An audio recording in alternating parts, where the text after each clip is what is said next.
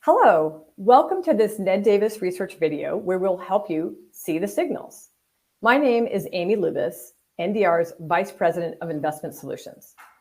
In this episode, we'll be speaking with NDR's Chief Economist, Alejandra Grindal, about some really interesting research that she just published, the rising influence of millennial women.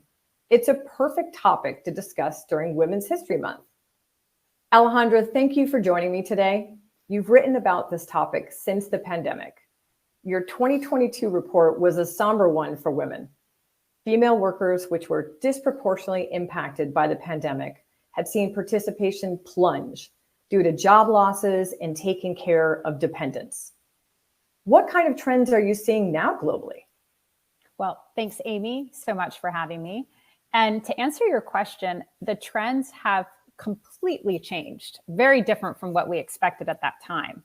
Believe it or not, the labor force participation rate of prime age females is higher in almost every major developed economy compared to before the pandemic, pre-pandemic. So not only did they make up those pandemic-related losses, they're actually higher than where they were before.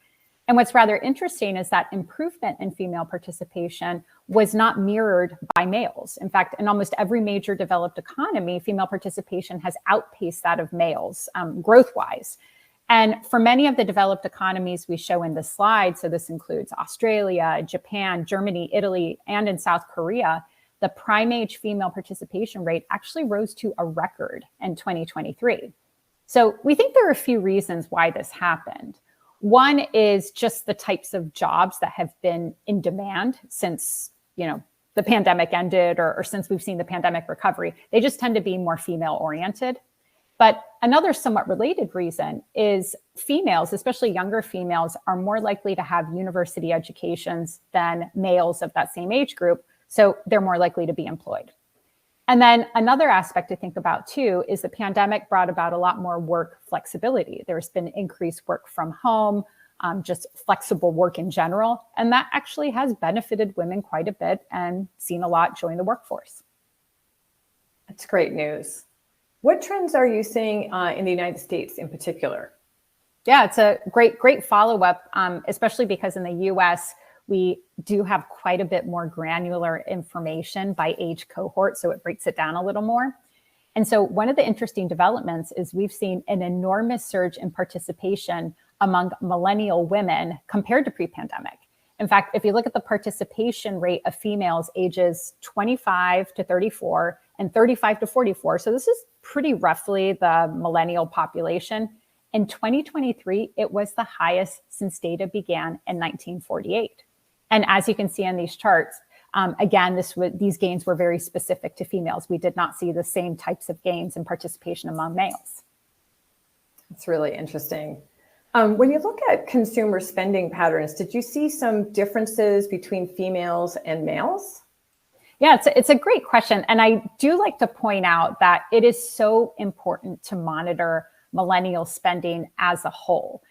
This is because it is the largest age cohort in the United States, the largest generation. So it is going to drive a lot of US spending trends. But to your point, single millennial females do spend a little differently than their male counterparts. So very important to watch this, especially because this is where we're seeing the participation trends.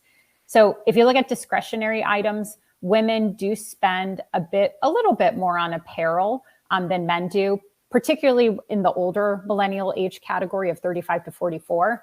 But in all millennial age categories, females spend significantly more than men on personal care items. Single women are also more likely to own a home, pretty much in all age groups, but specifically in this 35 to 44 age group, with home ownership rate at 40% versus males at 36%. So this likely helps explain why female millennials tend to spend more on furniture and other home-related items than males do. Single millennial men do edge out women slightly in the entertainment expenditure category.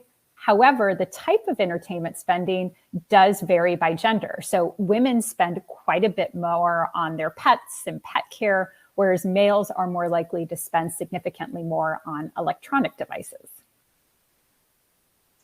Really interesting differences. With the impact of rising female participation, what do you think that's going to do for the global economy? Oh, yeah. I mean, holding all else constant, rising female participation in the workforce literally increases potential real GDP growth because you just have more inputs, right? And this not only comes from the labor supply component, because I said if you have more people, that's going to increase the inputs in the economy, but it also comes in the form of productivity. So as I mentioned before, younger women everywhere in the developed world are more likely to have higher educations than men, and thus are more likely to be employed productively.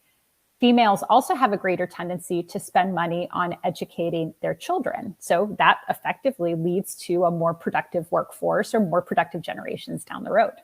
If female participation rate were to rise to 60%, like it is in certain parts of the world, what kind of impact would that have on various countries?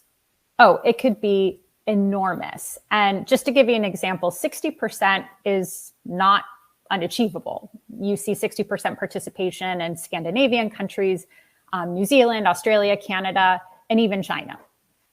However, participation rate is extraordinarily low among women in parts of South Asia, such as India and Pakistan, as well as in parts of the Middle East. So if you just look at it from the labor force factor, so I'm not even incorporating those productivity gains, you could see potential real GDP growth and some of these lower participating economies increase dramatically at large double-digit paces. So pretty extraordinary. Excellent. And what impact do you think it could have on the stock market? Of course, that's what we want to know, right? So this next chart shows the US MI ratio. So the MI ratio effectively looks at the maturing age population relative to the young age population. And then if you'll look at the chart, we also have it plotted against inflation adjusted equities. And as you can see, the ratio has actually done a pretty good job of tracking secular equity cycles. And the reason for this, and just the premise behind the ratio, is that when the economy has a large proportion of maturing population, workers are becoming more productive, their incomes are higher, they're making more money, and this ultimately results in greater investment and spending and putting that in equities, right? And that ultimately drives up the price.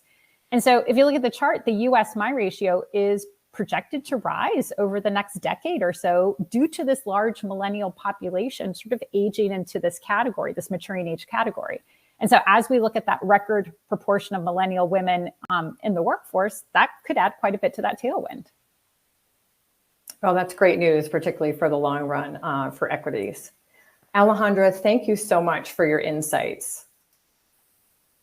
NDR clients can read Alejandra's research notes in her weekly Global Economic Focus publication.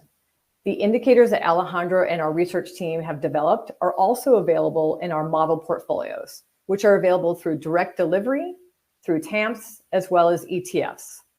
For more information on NDR, we encourage you to visit ndr.com.